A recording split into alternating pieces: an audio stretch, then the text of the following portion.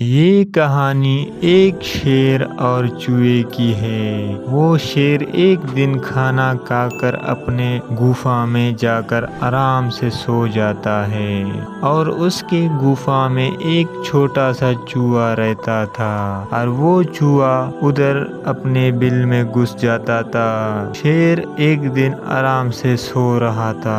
وہ سو رہا تھا کہ چوہا اپنے گفا سے نکل کر شیر کی طرف بڑھتا ہے۔ دیکھتا ہے کہ شیر بڑے آرام سے سو رہا ہے اور اس کے بعد چوہا اس کے گلے کا بال تھوڑا تھوڑا کر کے کھاتا ہے اور کھا کر واپس اپنے بل میں گھس جاتا ہے اور شیر اٹھتا ہے، دیکھتا ہے کہ اس کے گلے کے بال کٹے ہوئے ہیں اور اسے بہت غصہ آتا ہے۔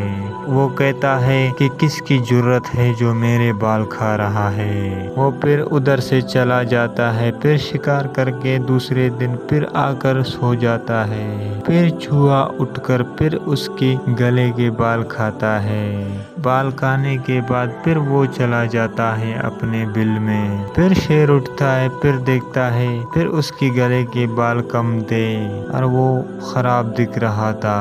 شیر کو بہت غصہ آیا مگر وہ کیا کر سکتا تھا۔ وہ سوچ رہا تھا کس کا مجال ہے کہ میرے بال کاٹ رہا ہے، اور ایک دن پھر وہ سونے کی ناٹک کرتا ہے۔ پھر وہ چوہا اٹھ کر پھر اس کے بال کھانے لگتا ہے مگر شیر اٹھ جاتا ہے، دیکھتا ہے یہ چوہا میرے بال کھا رہا ہے۔ چوہے کے پیچھے لگتا ہے۔ چوہا ادھر ادھر بھاگ کر چوہے کو پکڑ نہیں سکتا۔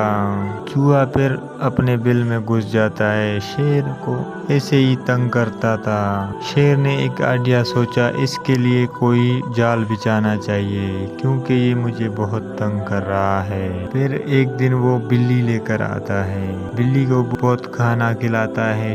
شیر بولتا ہے تم اس چوہے کو پکڑ کے مار ڈالو، مجھے بہت تنگ کر رہا ہے، میرے سارے بال کھا چکا ہے، اس کا کچھ تم ہی کر سکتے ہو، میرے سے یہ پکڑ نہیں جا رہا۔ ایسے کہہ کے پھر وہ بلی چوکی کرتا ہے۔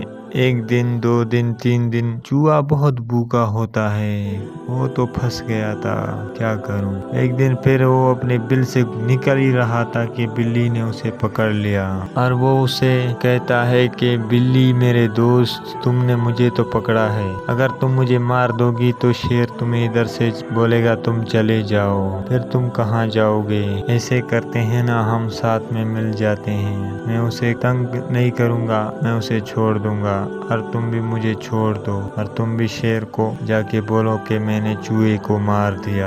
ایسا کہہ کے بلی اور چوہے کے دوستی ہو جاتی ہے اور شیر کو جھوٹ بولتا ہے کہ میں نے اسے مار دیا۔ شیر خوش ہو کر اسے انعام دیتا ہے اور شیر بھی اپنی زندگی اچھے سے گزار رہا تھا، چوہا بھی اپنی زندگی اچھے سے گزار رہا تھا اور بلی بھی اچھے سے اپنی زندگی گزارنے لگا۔